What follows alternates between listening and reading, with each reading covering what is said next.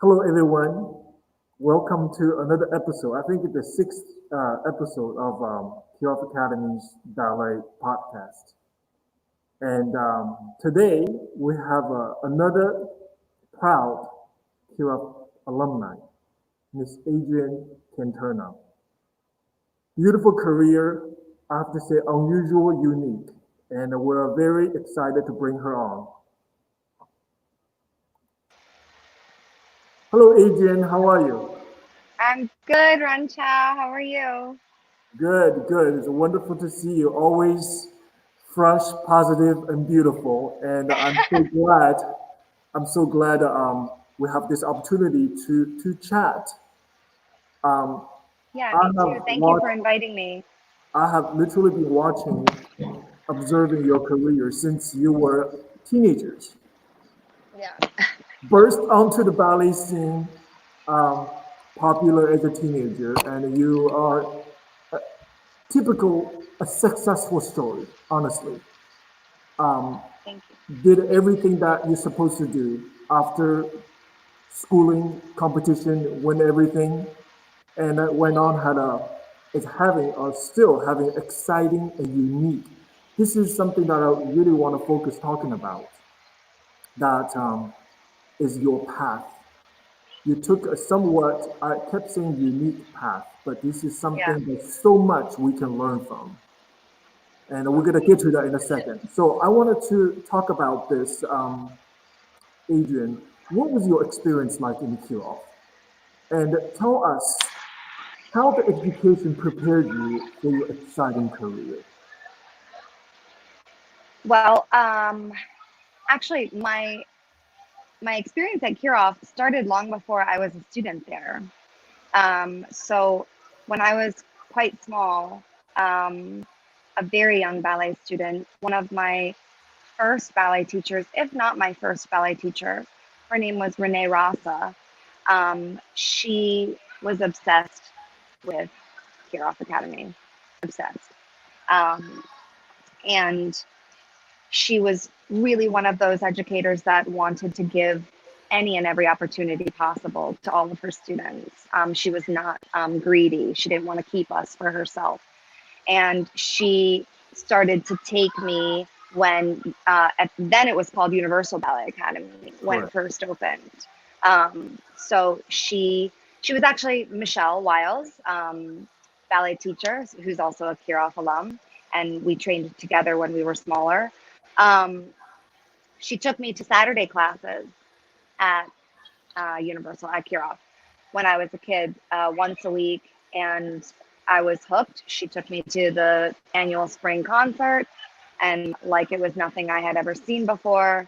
Um, and then fast forward, when I was training for Jackson IBC, um, KA was kind enough to let me rehearse there because my partner was a student or a former student there, and they let me rehearse there, and I wasn't a student yet. Um, and then over the course of that year, basically, um, I fell just so hard in love with the school and the training that I ended up winning IBC. I ended up winning the Jackson IBC at 15, and then right after that, I stepped into Kirov school, and they gave me the last few years of my training, the polishing years of my training, the refinement that I so desperately needed, the history and the professionalism that I so desperately needed, because I had brilliant training growing up. It was very diverse from so many different wonderful teachers. But once and again, like I ended up, winning this incredible competition, and I had never even gone to a professional ballet school yet. So clearly I was trained and coached, super well, but I was not ready to go on to be a professional dancer yet, a professional ballerina yet. And KA knew that and offered me a full scholarship, and my sister as well. And I spent a couple of years there, graduated. I'm a proud graduate from the school, and I wouldn't be the dancer that I am today without Kirov. I 100% wouldn't be. I've always loved ballet, like bunhead forever, but like there's nothing like Kirov in the whole world. And I've been to schools around the world. I've even been to the Vaganova school. Like I've been everywhere, and there's absolutely nothing like the training and the coaching that I received at Kirov. Nothing. What Kirov is continuing to play that role to this day, just because how it was set up is so strong, the foundation is so strong. And I have always said this: all teachers in Kirov Academy are not trying to invent anything. The goal for all teachers or for the school really is transmitting and translate the tradition, translate the structure as vivid, as clear as possible. That's really has been the goal of the school. We're not trying to invent anything. Right. So in this case, the objective is how correct we translate, how correct we teach, provide education in ways that we believe is correct. So I think that Kirov Academy is proud to keeping this tradition and providing the world class education in ways that we believe an artistic academy should be doing. Right. What is you are hands down a choreographer, and I see your work, and Now. this have something to do with talent. And I have to say that not everyone can be choreographer. I mean, a lot of people say, we can make up some sorts steps and then create some compositions. To be able to be a choreographer, I do believe has to have two things. One is discipline. Really, you have to keep polishing yours, keep learning from your mistakes, and Oh yeah. learn from everyone, learn from not just the ballet, all different genre of dance. The other is intuition, it's talent, which you have so beautifully possessed. So what is it like to be a choreographer, dancer, and entrepreneur at the same time? That's the question. It's a beauty of this question. You're a choreographer, you're a dancer, and guess what? You're an entrepreneur. So how do you combine all that? It's like a mixing bowl. How do you combine all that into one? Adrienne, this is very important for all young dancers to learn. Share with us. Yeah. Yeah. I'm still learning how to be all of those things. I'm a woman. I'm a mother. I'm a dancer. I'm a choreographer. I'm many things, thankfully, but I'm still learning how to be all of them. In terms of choreography, though, I think that the biggest lesson it's taught me is if you're not humble, you will become obsolete, or you'll be stagnant. You have to be able to, and you have to remove yourself in terms of, in my opinion, of course, a lot of choreographers aren't this way, and it's fine, but you have to remove yourself in terms of pride, in terms of attachment, in terms of like, you just have to remove yourself, and you can't be, you have to be outside your ego, basically, because you have to be open, your mind, your body, your spirit, your eyes, your ears, your life. You have to be open to creativity, to the world, to your dancers, to the music, to life, to your feelings, to mistakes, to roadblocks, to no's, to bad reviews, to, I mean, everything, to everything. And that is what I've learned over the past, I'd say like 10 years, in terms of becoming a choreographer, because I was calling myself a choreographer way before I really was, in my opinion. And people called me a choreographer way before I really was, in my opinion. And I didn't realize that. And that was because maybe, well, I was young, number one. And also, I guess I just believed everyone. Do you know what I mean? And like you said, just because you can string together some steps doesn't mean you're a good choreographer, a true choreographer. And also, I think a lot of times choreographers become good because, not necessarily because they create good work, but because they have good dancers, good artists to work with. or good music and good artists. Like, I mean, so many, or like a good production value, a great team behind them to execute their vision. So, but when it comes down to it, the steps, the vocabulary, creating the scene, like creating the movement, just raw movement on the dancers, I'm still learning. And I'd like to think that I've gotten a lot better over the years, but it's only because I am constantly a student. I'm constantly a student. I'm always trying to learn. I learn from you. I learn from everyone. People that I'm close with, people that I'm not close with anymore. You know, good critics, bad critics. You know, you learn. You learn from yourself. You learn from your colleagues. You learn from mainstream media. You learn from history, from the past. But also what I try and do is I really try. So I'm more so a show maker. So I don't create rep for ballet companies. I hope to one day, I aspire to one day. It's just not where I am right now. And I'm super blessed to be able to create shows. I'm hired to choreograph full productions. And so my number one concern or inspiration, maybe outside of the dancers, is the audience. I love creating work that I hope to please an audience.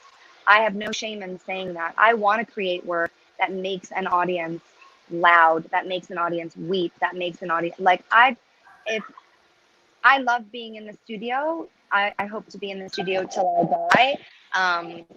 When people don't want to watch me on stage anymore, I'll just move over to the studio and be by myself. But there is a beautiful connection when you really feel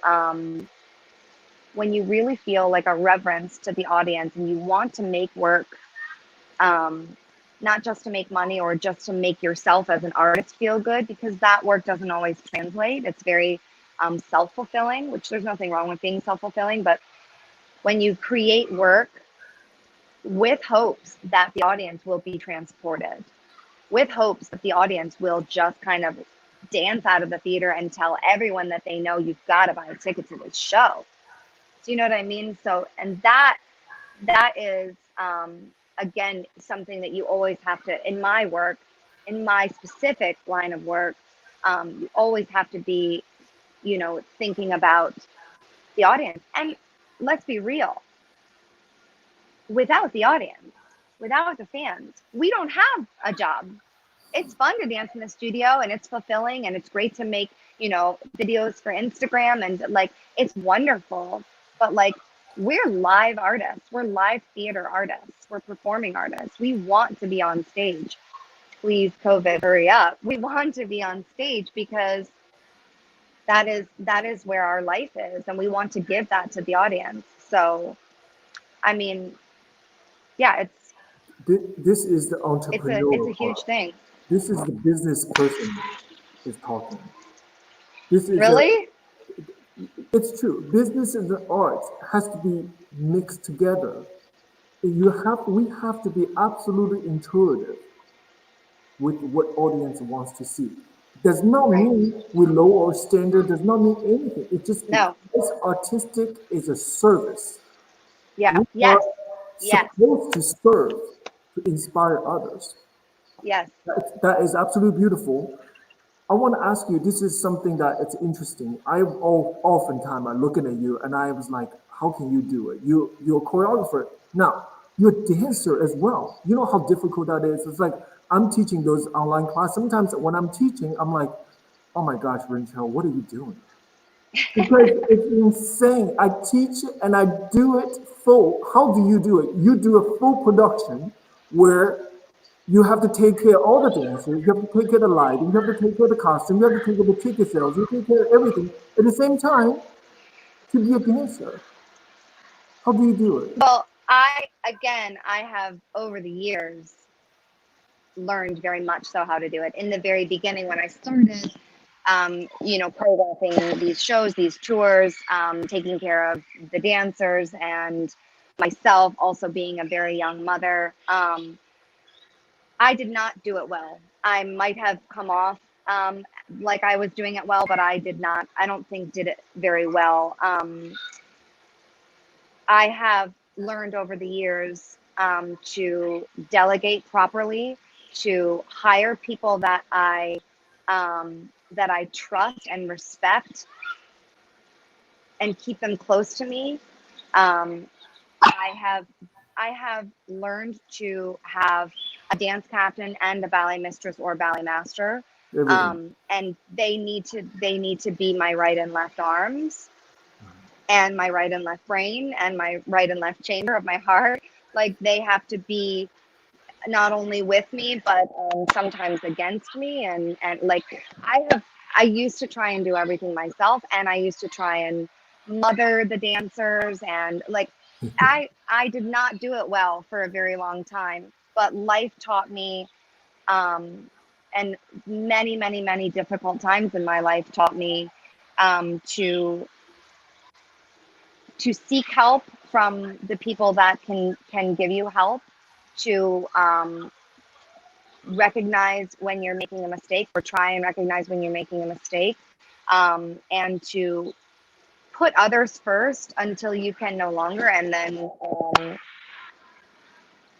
sometimes put yourself first. It's quite strange. But when it comes to choreographing shows and being in that show, I used to do it to where I choreographed, like, let's say, my track on myself. I do not do that any longer. So the most recent full production, 90 minutes, that I choreographed was in October of 2019. I choreographed a brand new show that went on tour January of 2020. I think, or January. I don't know. I can't remember the dates now. But I definitely I hire dancers, artists that inspire me to create on them, and I put myself in last. So I created what I knew was going to be my track, but I created it on the dancer that was going to share it with me. I created it on her. And then, of course, creating for everyone else is, in my opinion, super fun. It's so much fun. But what's difficult, even if you have a beautiful artist to create on and you know you're going to be jumping into that role, is finally jumping into it and relearning from the other side 90 minutes of choreography, and then also fitting in terms of like group unison sections or things like that, fitting in with the dancers that you've been watching and rehearsing who have it perfect, fitting in with them. Because I mean, as a choreographer, you see things, it's totally different on the other side. Even if you know the steps and you made the steps, like, well, you did make the steps, no air quotes. Even if you know the steps and you made the steps, doing them is 100% different. And it's crazy because even the dancers sometimes will be like, you got it, you know it so well, Adrienne. And it's like, I don't. And also, like, then you have stamina, your endurance, your performance quality, all the nuances. So that's when it's like, okay, ballet master or mistress, take over, dance captain, take over, run us, rehearse us, pick me apart. Like, I'll bring in outside professionals to just watch me, coach me. I film myself all the time, because I really truly believe that you can be both your best critic and your best champion. You have to be both for yourself. You're, a champion for yourself, but also a critic for yourself. So it's really hard. And when it comes to costuming, and I have a beautiful relationship with my lighting designer now. Number one, my production stage manager, I've been working with him for over 10 years, and he is unreal and takes care of me and my company in ways that I can't even dream of. His name is Luton Tanner. Love him so much. But in terms of like creating light design, I don't really do that. I have a beautiful relationship with my lighting designer. His name is Roland Greel, and he's lit everything from the London Olympics to U2 to Rolling Stones. Like big, huge productions. And, getting on the phone with him and, creating stuff with him and listening to him and just trusting his ideas. Those are just fun things. But again, that's because I'm now working with people that I really trust and respect, and I have no problem just like handing everything over. Do you know what I mean? Well, I Instead of know. trying to do everything Yeah. selfishly, just so that you can have all the credit, or you can, I don't know, be like this big and powerful, like I do everything myself. Like it's just not really my deal. Let the expert do it. Let the experts do it. Exactly. You Let let the the experts expert do do it. it. You know, I'll tell you what I'm feeling. I'll tell yes, you where I want us to go. But also I have producers that I have to listen to. I have bosses.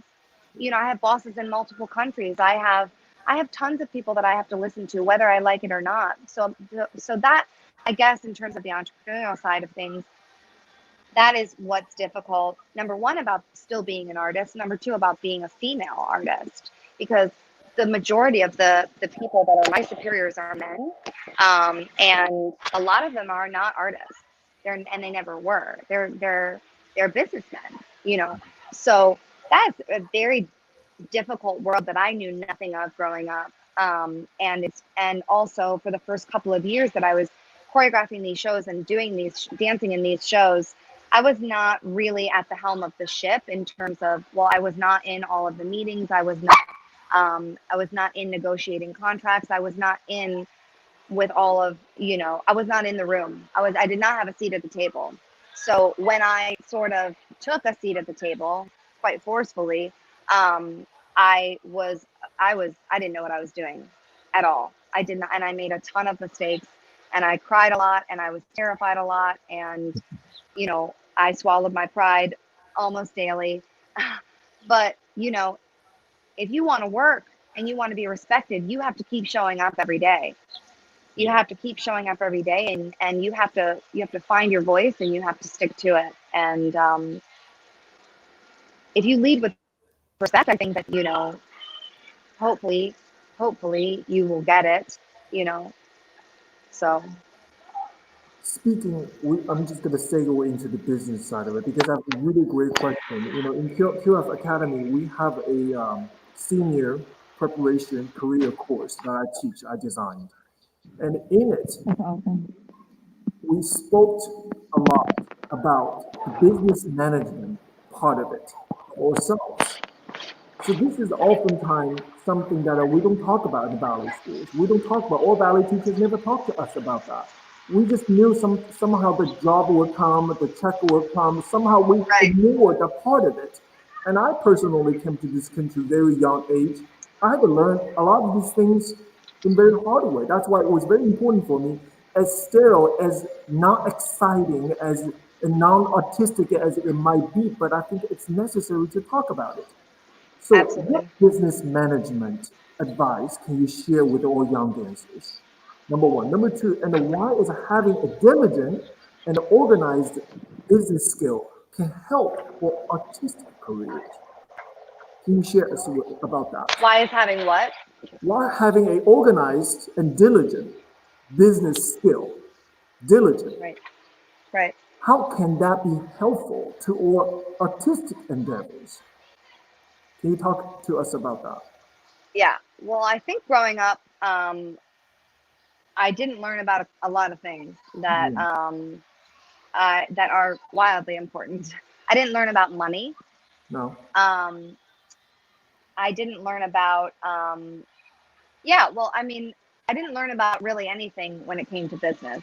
I didn't learn about contracts. I didn't learn about unions. I didn't learn about just like honestly anything that has to do with business. And I didn't want to either. I wanted to be in the studio. I Because wanted to it's not be exciting. training. It's not exciting, and it also subconsciously kind of goes against who we identify ourselves Yeah, as so hard. Like, I do. we don't want to be a suit. We want to be the artist. We want to be, but there's nothing, let me just tell you, everyone out there is absolutely nothing um, attractive or respectful about being a starving artist at the table. It's just like, and I'm not talking about not having money, I'm talking about having no knowledge of the fact that the arts needs money, we need funding, we need education. When it comes to arts education needs to include like the course that you have set up. We need to learn about contracts. We need to learn about you know, what a sliding scale is. We need to learn, I mean, we need to learn about everything, because also it helps, on a side note, when you're a parent, because if you know more about those things and how they work, you can not only educate your child, obviously, but you can kind of like think about like, okay, what am I actually paying for here? Like, you Yeah, maybe won't get ripped off when it comes to yeah. like a You lot need of, to know it. you And have to know it. But many like people business expect, plans, 5-year plans, 10-year plans, even if none of it happens, be diligent in learning and relearning and evolving when it comes to finance, when it comes to arts management, when it comes to, I mean, I don't know anything about the stock market, but like if that's your jam, cool. Like, I mean, whatever. But just open your eyes to the fact that you got to know about this if you want to have any say in what happens on the other side, like in what, you know, otherwise you're just, and I was for so incredibly long, you're just you're kind of taken advantage of. You are you're like an afterthought, yeah. and you don't know your worth. You don't know your worth. You don't know your rights. So it's incredibly important. You know, I often opened up about that subject with a couple questions. I always say, when you go to grocery store, when you go to checkout line, would they give you free grocery if you say, I'm a ballerina? Oh, Would they right. do it? Right. When the Always. rent is due, would they say, it's okay, you don't pay it because you're a ballerina? Would they do that? Right. If the answer is no, you needed to learn how to Right. manage your finance. Right. Because if you manage your finance poorly, that kind of stress will directly affect your artistic endeavor, because nobody can perform the Absolutely. function if there's constant stress of not managing those areas. 100%. And I mean, there's a time and place to do, let's say, free work. There's a time and place for that. Like if it's a charitable organization that you are incredibly attached to and believe in, if it's a familial obligation or something, whatever. But like even like friends taking advantage, or like fellow artists taking advantage of each other when it comes to, just know that your time, your talent, and your energy have value. Right. And that value can be on a sliding scale. Obviously we're going to do work that, you know, pays us more than sometimes it, you know, it does. Like and then there are maybe difficult times when it comes to like, you know, the market, or like uh, COVID, or I mean, there's things that can be negotiated, but all in all, your time and your talent and your energy has value. And Right. if you forget that, you forget yourself. Yeah, it You needs to forget be yourself. respected. It needs to be respected, recognized. And it's one thing you brought up, very important. You needed to know your worth. You needed to know Yeah. it.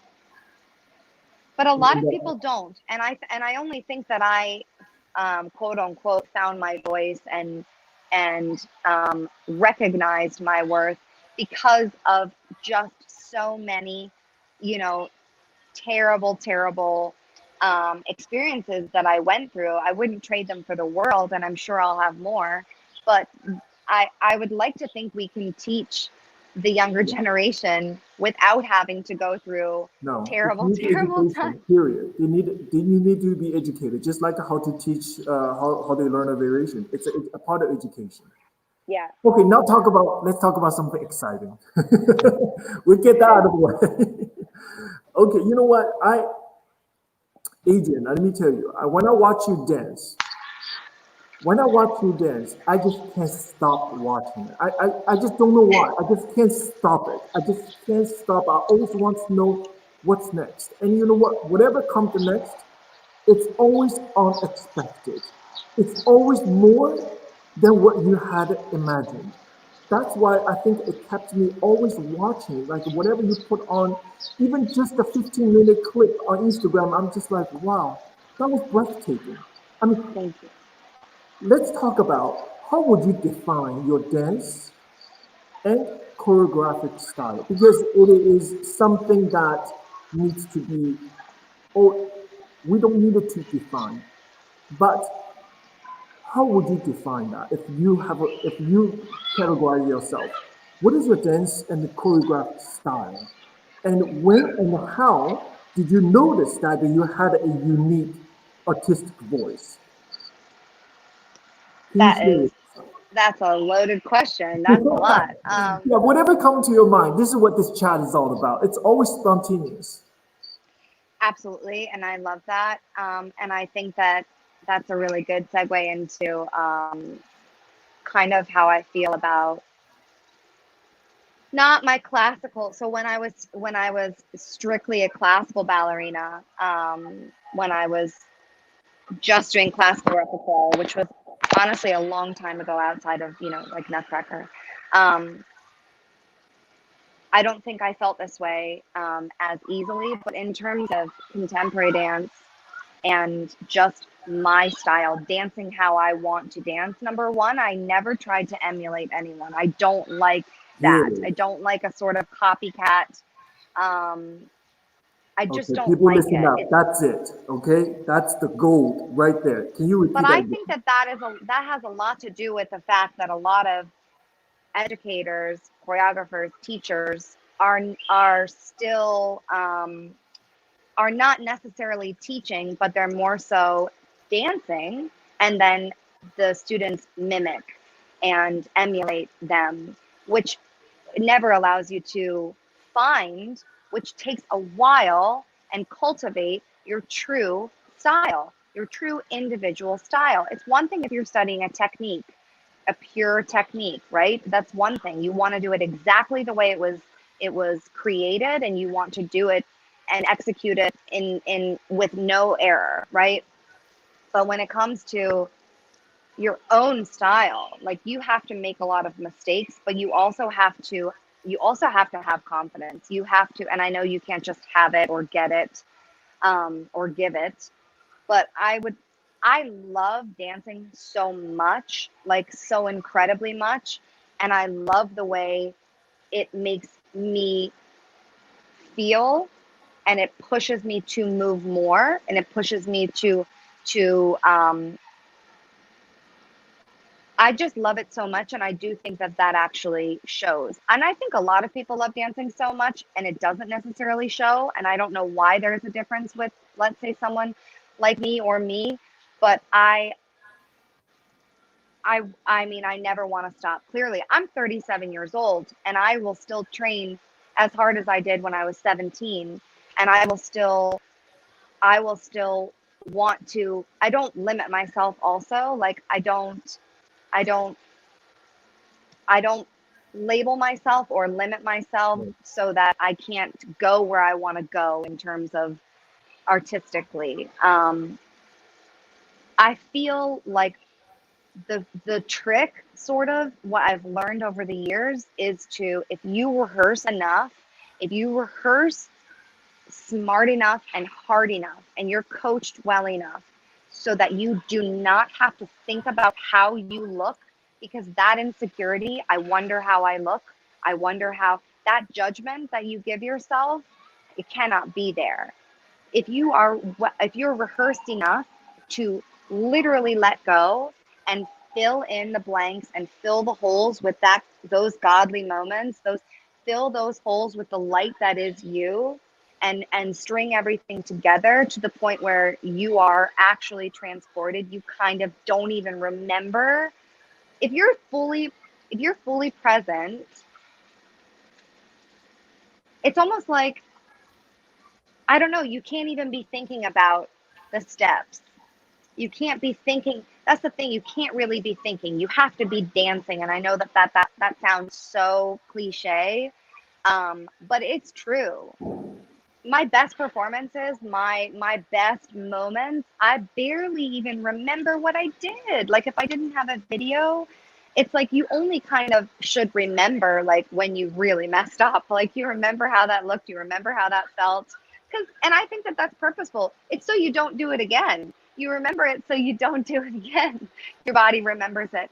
But in terms of those existential moments, those moments where you are just sort of transcendent, you can't remember them, which is a good thing, because then you don't try and copy them and recreate them, because that there's no magic in that, trying to recreate someone else or something else or the past. I hate that. I hate like that nostalgic feeling. I think nostalgia is horrible. If we're trying to go back and back and back and recreate moments and recreate feelings or faces, or like, that's just like, that's not, I don't like that. I don't.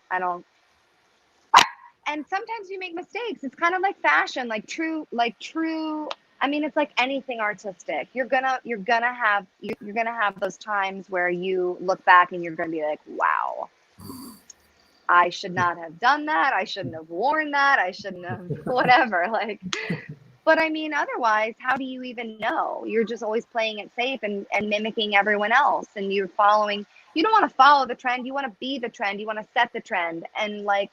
Right. That sort of that is you have to be confident, I think, so confident in yourself physically, technically, so confident, in such good shape, mentally, spiritually, physically, in such good shape that you can just let your confidence and your inner artist kind of just soar. But unless you're that rehearsed, unless you are that physically and mentally and spiritually fit and strong, you'll constantly be second guessing yourself, filled with doubt, insecure. Because it's not about nerves. Nerves are important. Nerves show that you care about what you're doing, and you care about yourself, and you care about your colleagues, your performance, your show, your audience. You care. Nerves are fine.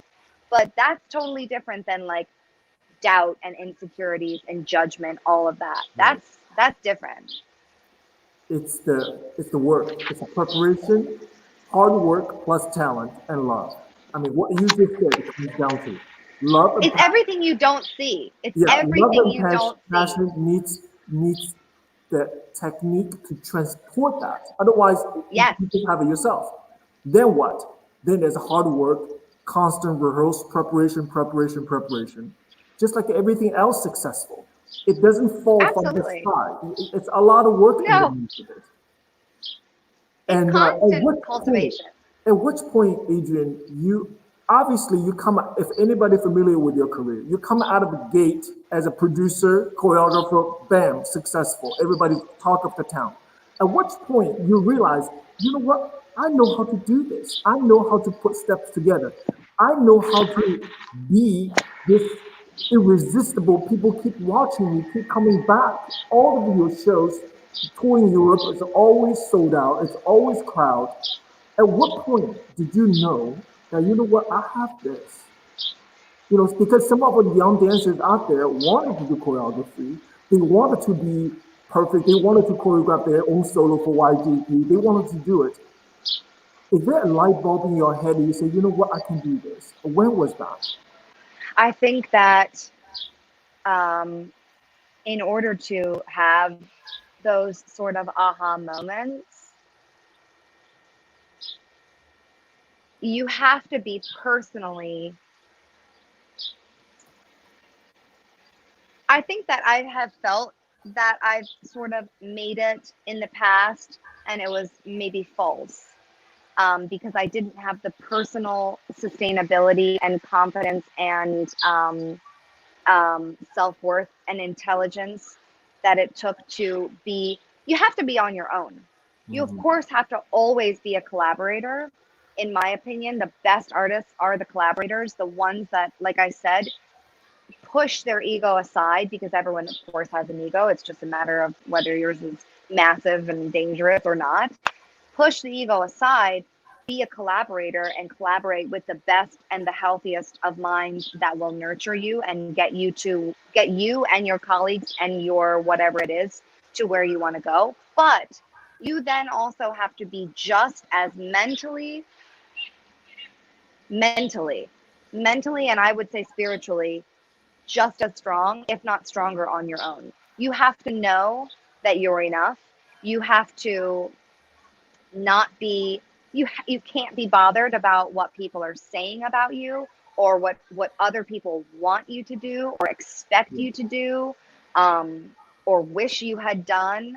I mean, I had a ton of that. I mean, everyone wanted me to immediately join a ballet company, even when I was 15, right after I won Jackson. And I was so young, I wasn't even finished high school. And my parents were like, absolutely not, which is why Kirov was such a blessing. But like, everyone has expectations for people that they think are going to be successful, or people that they look up to, or people that they respect. Everyone has expectations. And nowadays, everyone is so opinionated. I mean, especially online. So like, you have to know what you want and be willing to go against everyone to get it. Even members of your family, maybe. I don't mean being disrespectful. I don't mean being malicious, or I don't mean doing anything the quote unquote wrong way, but I mean fight. I mean, you have to fight and be able to fight for yourself and for what you want. And on the flip side, you have to be patient. Right. You have to be patient. Like, there's no question about it. You It's have not to exercise flip side, patience. Adrienne. I think two and two goes together. I think knowing to be humble, at the same time, know what you need. This is the two things that combine create success. I do believe that. Because And I think, you only have humbleness, you can't succeed. You need to know your worth. You need to have the craft. You need to have the technique. At the same time, you're not going to be afraid for criticism because it's always going to be there. It's and there. you also you can't believe the hype. You can't believe all the good things that people say about you, and you can't believe all the bad things that people say about you. You actually kind of have to be, not in a disrespectful way, but you have to just not care what anyone says about you. And you have to know, it's like when people say like, you made me feel this way. And it's like, I didn't make you feel that way. What I said made you feel that way because that's how you took it. Right. I didn't make you feel that way. Right. Do you know what I mean? It's like, you have to be so, you have to be strong. And Right. also, I think that, the patience aspect of it, being a mother, I became a mother when I was 24 or 25, which is not like crazy young, but it's young. And, I didn't know how to do anything. I didn't know how to be a mom. I didn't know how to be a choreographer. I didn't know how to be a director. I didn't know how to be anything but what I was trained to be, which was a dancer. So you have to be willing to, like I said, make mistakes, and you have to be patient. And being a parent does, or it should teach you that. Be humble, be kind, work hard, say you're sorry, say you're sorry again, say you're sorry again. Like, just because it's again that daily practice of like, I don't know what I'm doing, but I do know that I want to learn. I want to learn and I want to try. And I know it's going to take my whole life, but it's worth it. Where do you look for, you're a parent, I'm a parent. Where do you look for inspiration? Where does new inspiration comes from for new compositions? Do you use music first or steps first or something more elusive like love? Especially, I want to talk about this I because the world we're living in this moment, if you don't look for it, it's not going to be there for you just because everything we see is so bleak these days. But I do believe inspiration is there. I look for every day. Even the sun goes up every morning. That was my inspiration. It was a beautiful morning. If you look, it's there. Can you share with us a little bit about where do you look for inspiration for the new ideas? I think that if you're going to be looking for it, I think it's kind of like love. Yeah. If you're looking for it, you're probably not going to find it, or you're going to think you found it, but it's going to disappoint you, which Mhm. is kind of a lot like looking for inspiration. I think you just have to be open. You have to be open, and you also, it sounds cliche, but you have to be positive. And I don't mean happy, because some of the best work that I've created have been under the most stressful, worst times in my life. So it's not like, oh, you have to be hurting and going through hell to create genius, or you have to be incredibly happy and full of bliss to create genius. It's not that. You just have to be positive and open to being vulnerable enough to experience your own emotions, and though and being empathetic to life around you, because when you really do think about other people, think about music, when you think about it, when you don't just watch and you don't just listen, when you really think and you take time to be alone, whether it's in prayer and meditation or anything, when you really think about things, whatever that is, then inspiration does come, in my opinion, in my experience. Yeah. You have to Most of, allow I it to, mean, allow to come. Yes. you have to, and yeah, Allow. and you also have to be listening. You have to be, and I don't mean like listening like for noises or like, divine voices, but you have to be listening to life. You have to, and you have to be able to be, what I think before, I think I learned a long time ago not to get attached to anyone or anything when it comes to them or that being the reason for my success, or or my muse or my inspiration. You can't be attached to a source, because then you're just going to keep trying to go back to that source to get fed, to get inspired. And that's like kind of like what I said before, where it's like it's nostalgia, it's like it's fake, it's not real. So I would say that like, oh, I always have to do this before I get inspired, or I always I have to be in this place, or I have to, do you know what I mean? It's like, Mhm. Yeah. number one, you have to know the task at hand. You have to know what you have to get done, in my opinion, unless you are independently wealthy and Okay. have full artistic freedom, Mhm. which I don't know how many of us do. Unless you are that person, you have to know the task at hand. So what does your boss want you to do? What is the objective? What are you supposed to create in terms of, is it a 15-minute piece about, equal rights? Is it a 90-minute show about, pop music? Is it a 3-minute piece about, trans women? Like what is it about? What is the objective? And then be open to creating that in the best and worst circumstances, because I think a lot of choreographers also, and artists as well, they are idealists, and they need everything to be sort of perfect in order for them to create. It's like, again, that's something that you learn as a parent. It's not going to happen. You're not going to get it. When do you get your ideal circumstance to create? Again, great, bravo if you do, but like, sometimes you have 2 days, sometimes you have 2 months, sometimes you have $2.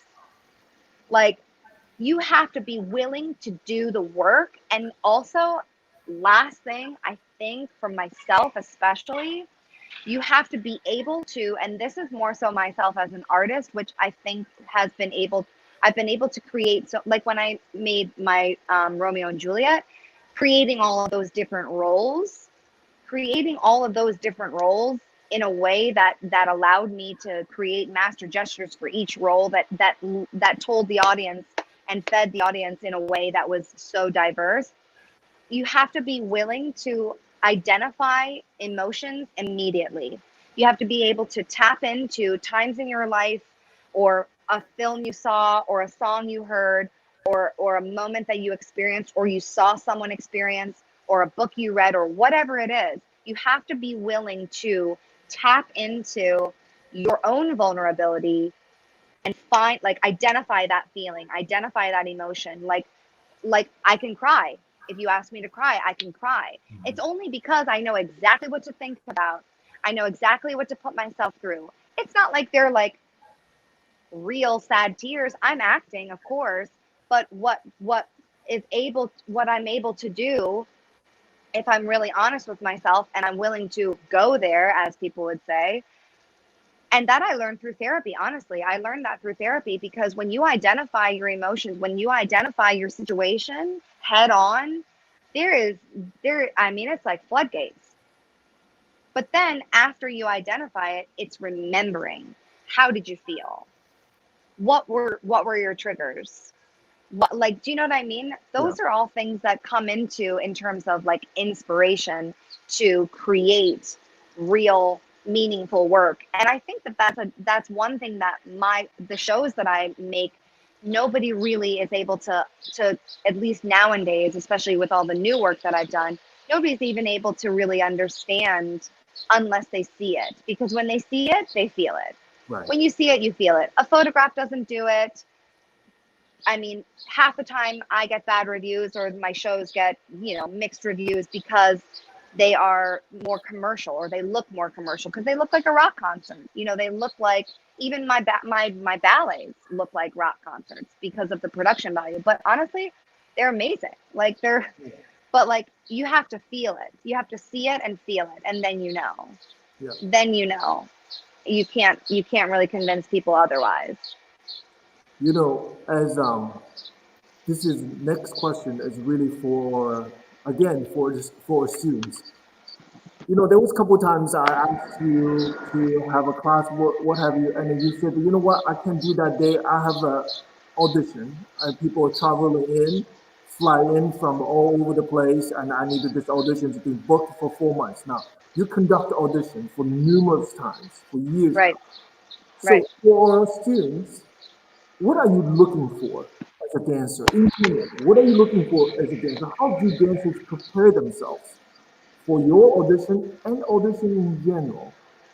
Right. Okay, so that is this is going to be unique to me and to my work. I will not say that ballet is the foundation of all dance, because over the past couple of weeks I have learned, so much more about, and of course I have so much more to learn, but I've learned so much more about true dance history. But ballet is the foundation of my work. Classical ballet is the foundation of my work in specific. So I will not generalize and say it's the foundation of all dance. Okay, because that I do believe is a sort of racist feeling. But ballet is the basis of my work. Classical ballet is the basis of my personal training, and it is also my first love. So my work always stems from classical ballet. It grows from that. That is my foundation. So I start out all of my auditions with a ballet class. I used to teach it. Now I do not. I watch it. I watch the ballet class. My ballet master or mistress gives the class, and I'll normally tell them, sort of like guide them, like as to what to do, what I want to see. But it always starts with the ballet class. It's never too long. It's not like a 2-hour ballet class, but it's a ballet class. I need to see first. And that's not to say that I only hire ballet dancers, because I don't. I hire dancers, where their talent and their training is across the board. That's the diversity and the versatility in my dancers is what's so beautiful about the work that I end up creating. And I did learn a lot about that from when I danced with Complexions, because that time, I only danced with Complexions for a year, but that year I learned so much, good, bad, ugly. That was an incredible learning experience for myself. I wasn't choreographing then. I wasn't a choreographer at all. I had no aspirations to be a choreographer. I wanted to be choreographed on. I wanted to be the muse. I wanted people to choreograph on me, make me roles, create. That's right, exactly. That's what I wanted at that point in my life. Give me work, but not just give it, make it for me, right? Yeah. And actually, I was lucky enough to be in an original ballet of Dwight and Dez's when I danced with Complexions. But anyway, that that year taught me so much about, when I look back, about, you know, choreography and direction and composition, and I mean all of that. But anyway, I start with a ballet class, and then I either teach or I watch, and my dance captain teaches material from previous shows so that I can see and sort of compare, even though I don't like comparing at all, ever in life, really, but see how they do pre-existing work of mine. Then I'll sometimes create something new on the spot. I don't make cuts throughout because I like to sit with the feeling of, and also it's not like I have like 300 people auditioning for me at once, you know, so I don't have to keep cutting, so I can stay with them. And then we normally, after, you know, maybe some new material, I let them, I encourage them to improv. I want them to improv. Not that they'll be improving in the shows. Sometimes they do, sometimes they don't. But I want to see how they naturally move, and if they even can naturally move. It's not their job to be the choreographer. That's not what I mean at all. But I want to see, like you were even talking about, their natural style and also their special skills. What are your special skills? I don't want to just read that you have them. I want to see it. You say you can do this. Let's see it. I'd love to see this. Entertain me, please. Inspire me. Like take me on a journey. I mean, so, and I always end auditions normally with a sort of improvisation, and I will let them dance and move as long as they want. I film everything. Of course, I get their consent, and then that's it. And then I'm left with that experience. And I think about the task at hand. Am I replacing a track? Am I creating a new track on them? Do I need 3 people? Do I need, like, I mean, just, you have to think about, again, the task at hand. What it fits. Right. And then, but here's what I don't ever think about, unless it is a very, very unique situation where I am replacing someone and they maybe have a lot of pas de deux work, and I need to think about like something like height. You know, other than that, I don't think about, will they fit in the costume? You know, I don't think about like anything like that. I look and accept the talent that's in front of me openly, respectfully, and then I think and I pray honestly that their personality will, if I want to hire them, that their personality will blend and sort of marry with the rest of the group. Because I have hired full casts, new casts at one point, but like a lot of the times it will be new people coming into a pre-existing situation, and that's hard. And not only that, we live our lives on tour most of the time. So like we're always together. So that's a very difficult thing when it comes to casting and auditioning as well. And so I will say that's something that young dancers should know when they are auditioning. I think that sorry, that's my dog. I think that they should, Winston, no, it's fine, buddy. I think that they should audition for anything and everything. I think you should never limit yourself 100%. But also I think that if you do audition for something, you need to know what you're auditioning for. What type of rep are they doing? Is it a touring company? Is it a city that I feel I can build a life in? Is it a salary that I can feel I can build a life in if I'm moving up? Do you know what I mean? You have to also want to at least hope that you can have a good quality of life, because I've seen dancers burn out so fast because they're not meant for the road. They're brilliant dancers, but they're not meant for the road. They'd be better off in a sit-down production or in a, you know, in a full-time company. The life of a traveler, the life of a touring artist is, for some people, very difficult. It can be very lonely, very isolating. But on the other hand, some dancers are extremely exhilarated.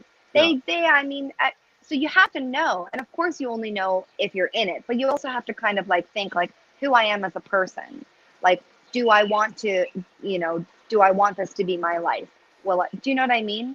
Yeah. That is, you have to, as a young dancer and as an older dancer, constantly reevaluate your situation, and don't discount or discredit how you will feel or how you think or hope to feel personally. Right.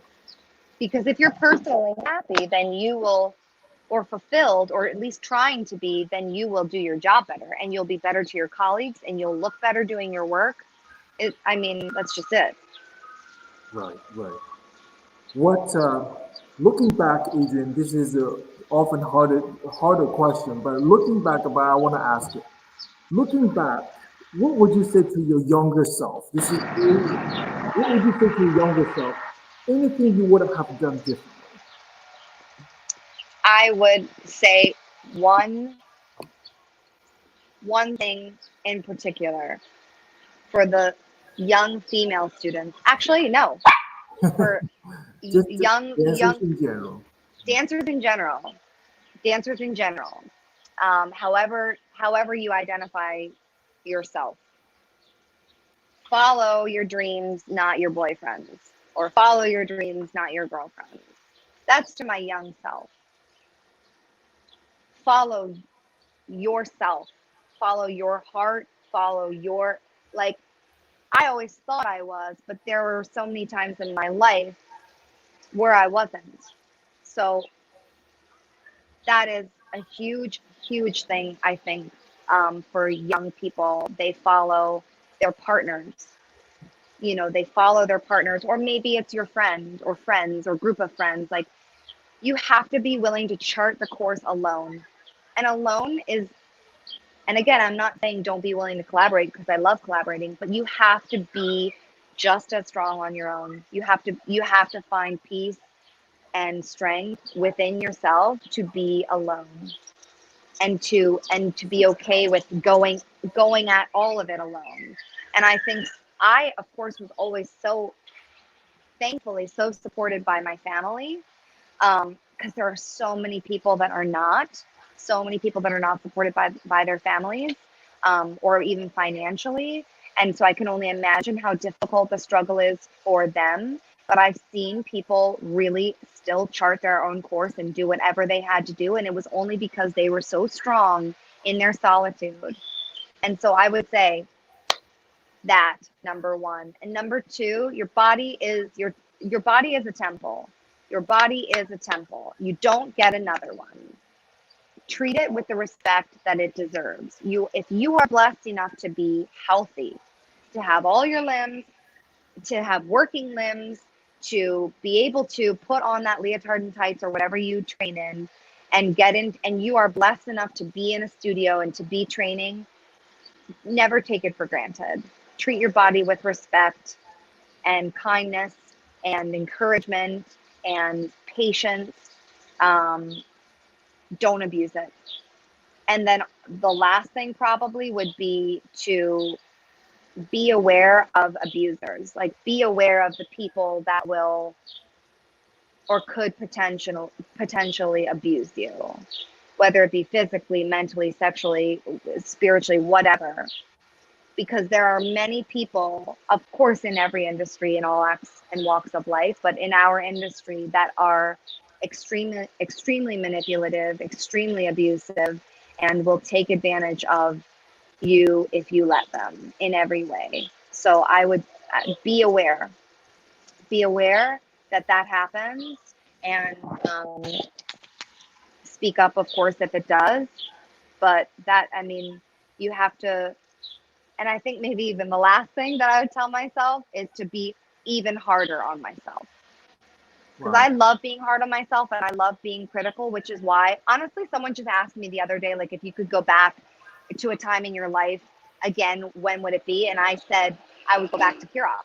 I would go back to school, because it's the best in the whole world to be able to be taken care of in that way.